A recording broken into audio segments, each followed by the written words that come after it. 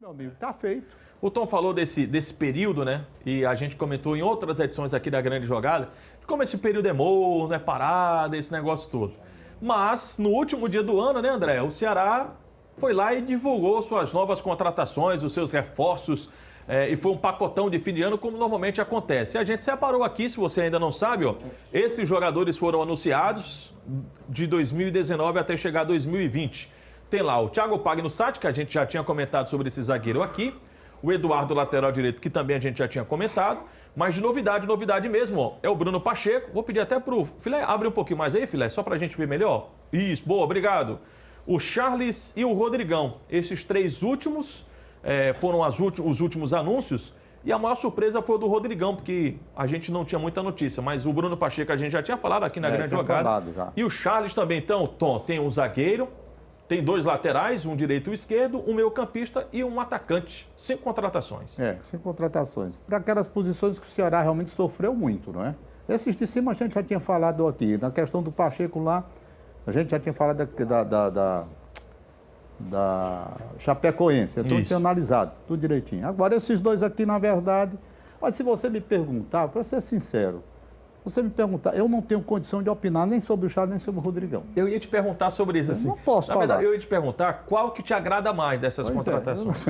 Eu não tenho condição de opinar, te juro. É tanta gente, é tanto time do Campeonato Brasileiro que não dá para acompanhar. Eu gosto de opinar quando eu vejo e tem um perfil completo do atleta nos desdobramentos que ele tem durante uma competição. E se você me perguntar que lembrança me vem o Rodrigão jogando, eu não tenho, honestamente. Do Charles, muito pior. Então, eu prefiro esperar que esses venham, se acertem por aqui com o time do Ceará Esportivo, que há necessidade, e, naturalmente, recebendo a crítica positiva ou negativa de acordo com as suas produções. É melhor para mim. Porque é difícil. Eu gosto de opinar, rapaz, quando eu conheço mesmo. O cara, inclusive, nas oscilações, ora com... Por exemplo, vamos dar um exemplo aqui. Você pede para opinar sobre o Lima. Aí eu poderia falar. Vi o Lima no auge e vi o Lima numa situação diferente. Né? Com relação ao Rodrigão, eu nem vi no auge, eu não vi. E ele lamentava muito porque ele gostava, naquela oportunidade, ele falava, não, eu gosto de um jogador camisa 9 finalizador. Então, o camisa 9 finalizador chegou, que é o Rodrigão. O time do Ceará ainda deve anunciar outros reforços. Pois não, André? E é importante falar também que ele não deve ser o único atacante que o Ceará vai contratar, né? Tem até a questão do Rafael Sobis, que está tendo negociações com o Ceará, negociações que estão avançando. A expectativa é que tenha um desfecho positivo para o Rafael Sobis vir para o Ceará, mas o próprio Robinson já tinha dito que o clube vai contratar mais atacantes, não deve ficar só no Rodrigão.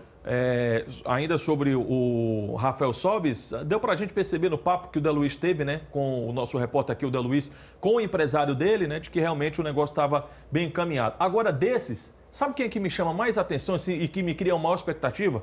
No Charles. Também.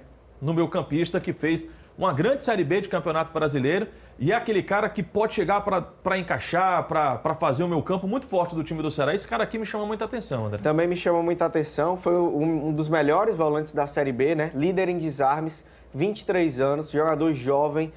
O Ceará pagou 3 milhões de reais para adquirir 50% dos direitos econômicos do Charles junto ao Internacional. E é importante também, Antero, acho que essa é uma transação simbólica também. O Internacional, que é um modelo de gestão no futebol brasileiro, né? Mas teve que vender um jogador para tentar equilibrar suas contas. E o Ceará, que vem com as contas em dias já há mais de anos, consegue fazer um aporte financeiro para ter o jogador do Internacional. Quando é que seria possível a gente imaginar, independente de quem seja o jogador, independente do valor, que também acho que é um valor considerável, 3 milhões de reais para o Ceará comprar um jogador. Essa questão de o Ceará ir ao Internacional e contratar um jogador, acho que também é muito simbólica de como o nosso futebol, o futebol cearense tem crescido, né? Tem se consolidado cada vez mais no cenário nacional. E o Charles é um jogador promissor. É um cara que tem 23 anos só, jovem, tem um futuro todo pela frente, contrato de 2 anos até 2021. Acho sim uma boa aquisição do Ceará. Pois é, esse é um ponto, né, Tom, que chama a atenção da gente, porque quando um clube vai e compra 50%, investe 3 milhões de reais, é porque há também uma aposta, por isso que me chama a atenção também. E há um detalhe interessante, é que o Ceará contratou profissionais que terão a responsabilidade, portanto, na hora da cobrança, de saber se a coisa foi feita corretamente ou não.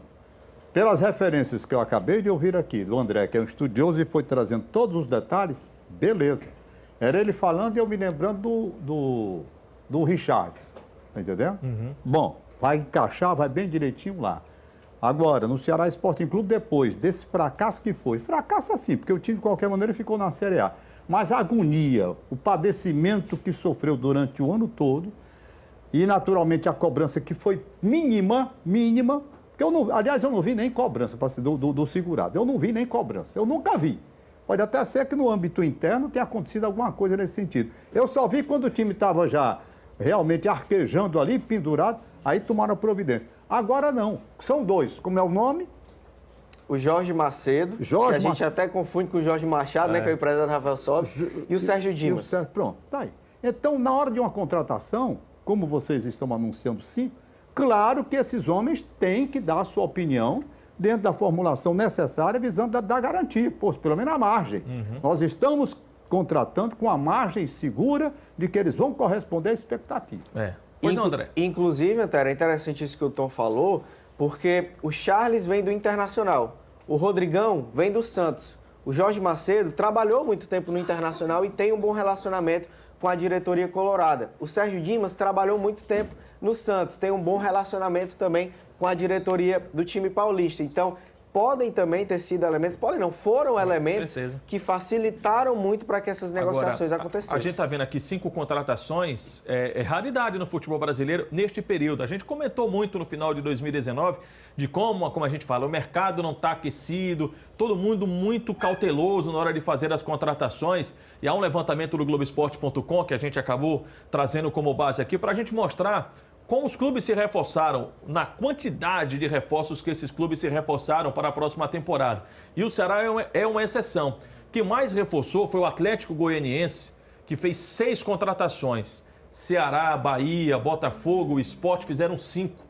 O Goiás e o Bragantino, que agora é RB Bragantino, fizeram 3. Atlético Paranaense, Corinthians, Flamengo, Inter e Santos, 2. Atlético Mineiro, Coritiba, Grêmio e Vasco, só 1. E o Fluminense, o Fortaleza, o Palmeiras e o São Paulo não fizeram nenhuma contratação. Quando a gente fala de contratação, claro que a gente está falando de caras novas. Não está colocando aqui as renovações que também os times investem para que você renove o contrato com o jogador. Mas chegando cara nova, são pouquíssimas contratações. Se a gente olhar, por exemplo, o Palmeiras. O Palmeiras não fez nenhuma contratação de um ano para o outro. O que é isso? Isso é cautela, é base já consolidada também. Mas para a gente ver, Tom, que nesse período que a gente não gosta muito que das especulações, tem muito mais especulação do que contratação. Mas é muito mais. Rapaz, se for pegar todos os nomes aí que foram ditos durante esse período... Rapaz, quando eu escrevo coluna no Diário do Nordeste, há muito tempo, eu ainda me ligava muito nessa questão. Hoje não, vou buscar outros temas alternativos, sabe por quê? Porque a gente corre até um risco. Eu lembro muito bem quando estava chegando aqui a passagem de ano, você até aqui no ar disse, rapaz, pelo amor de Deus, não anuncie de última hora não, né? Porque quem vai para o impresso, meu amigo, quem vai para o impresso corre o risco. Você vai fazer um comentário, de repente muda tudo, 10 horas da noite, aí, como é que você fica? Quando o cara pega o jornal no dia seguinte, está lá uma situação totalmente ultrapassada. Então você tem que ter um certo cuidado. É um extremo cuidado nessa parte. Exatamente. Então esse é um cenário que nós temos das contratações até agora, como aqui está na nossa tarja, né? O Ceará anunciou 5, Fortaleza nenhum. Pode ser que tenhamos novidades na sequência com contratações para as nossas duas equipes.